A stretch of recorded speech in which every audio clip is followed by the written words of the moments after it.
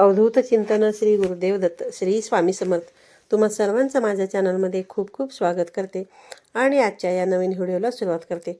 बघा, देवीचा नाम जप करत एक एक एक चिमूटभर कुंकू आपण देवीच्या चरणांपासून प्रारंभ करून देवीच्या डोक्यांपर्यंत वाहावे, किंवा बघा देवीचा नाम जप करत तिला कुंकवाने स्नान घालावे, म्हणजेच कुंकुमार्चन असे म्हटले जाते.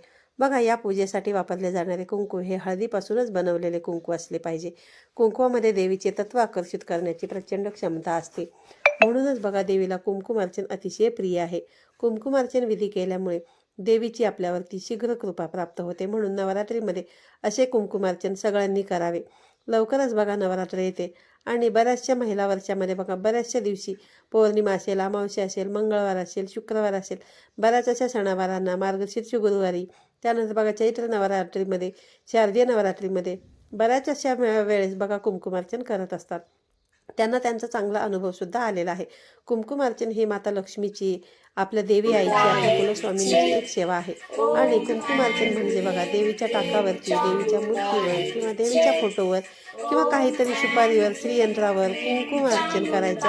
बघा, कुंकुमार्चन म्हणजे काय? कुंकुवाचा अभिषेक करत करत स्तोत्र मंत्र म्हणत तुम्हाला खूप प्रभावी ही सेवा आहे. ही करून बघा आपल्याला सुद्धा इतका आनंद वाटतो ना. ही खूप छान सेवा आहे. तुम्ही इतर वेळेस करत असाल किंवा नसाल, पण कमीत कमी मात्र महिलांना मी तुम्हाला विनंती करून सांगते की बघा, या नवरात्रीच्या या 9 दिवसामध्ये जेव्हा तुम्हाला जमेल तेव्हा बघा तुम्ही कुंकुमार्चन जे आहे ना ते करू शकता.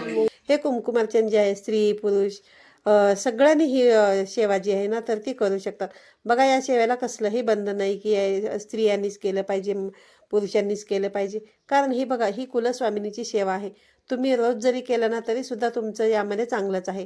कारण कुलस्वामिनीची जर सेवा केली तर बघा कुलस्वामिनीचे कृपाछत्र आपल्यावरती नेहमीच असणार आहे. आपल्याला आपल्या आयुष्यामध्ये कसलीच कमी पडणार नाही. बघा, माझ्या घरामध्ये मी स्वतः कुंकुमार्चन करत असते. श्रीयंत्रावरती कुंकुमार्चन करायचं असते. माता अन्नपूर्णेच्या मूर्तीवरती कुंकुमार्चन करत असते.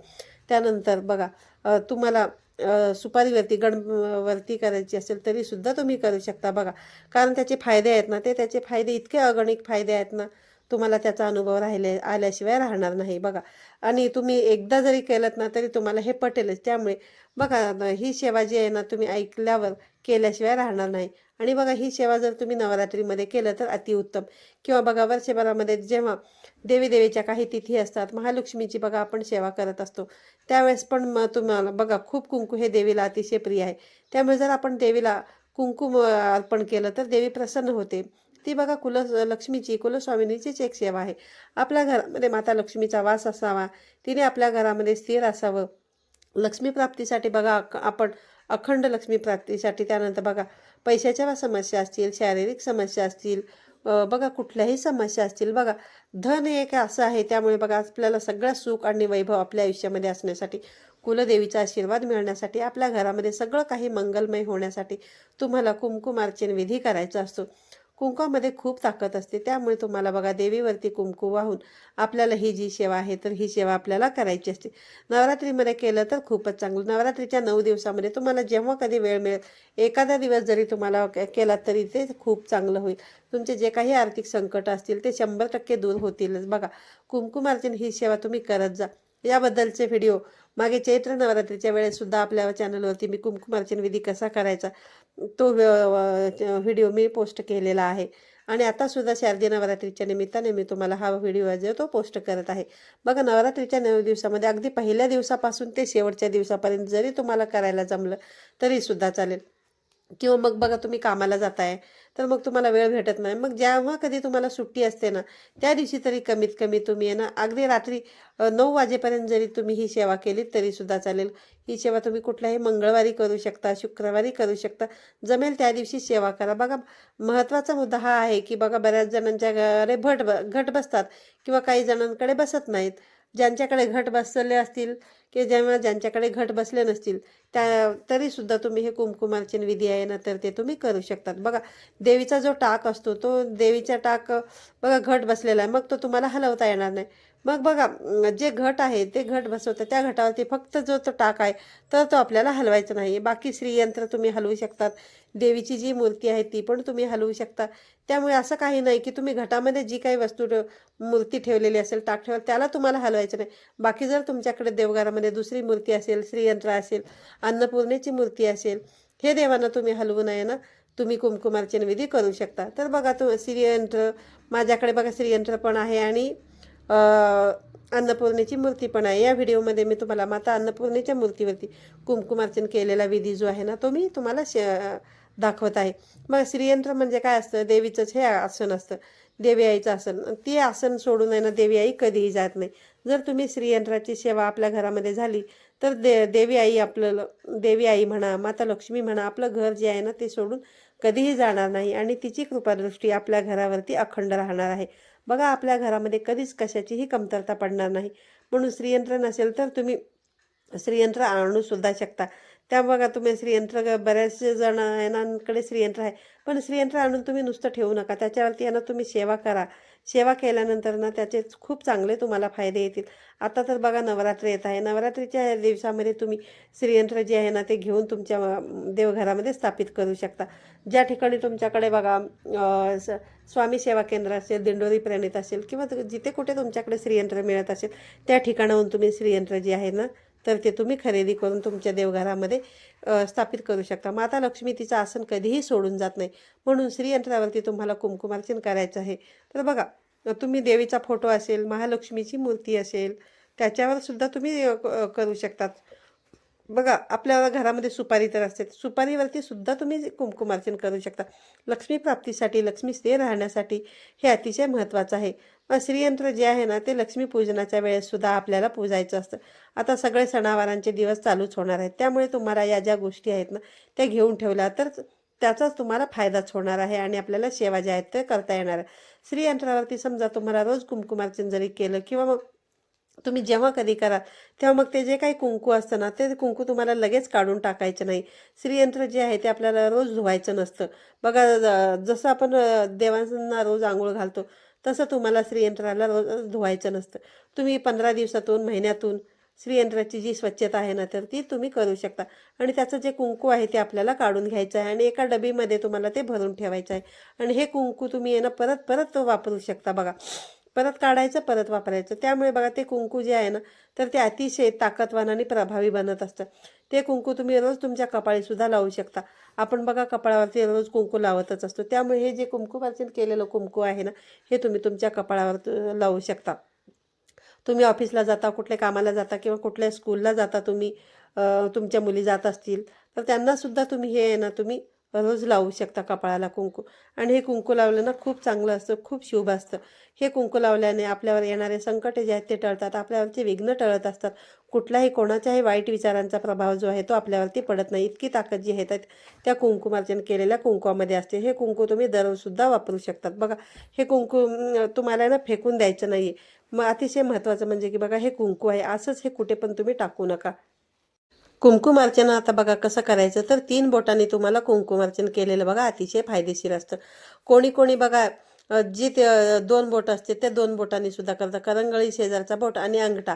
आपण बघा श्रीयंत्रावरती कुंकुमार्चन करतो त्यावेळेस 3 बोटांनी करायचं असतं आणि जेव्हा मूर्तीवर फोटोवर करतो त्यावेळेस तुम्ही या 5 बोटांनी सुद्धा तुम्ही कुंकुमार्चन करू शकता.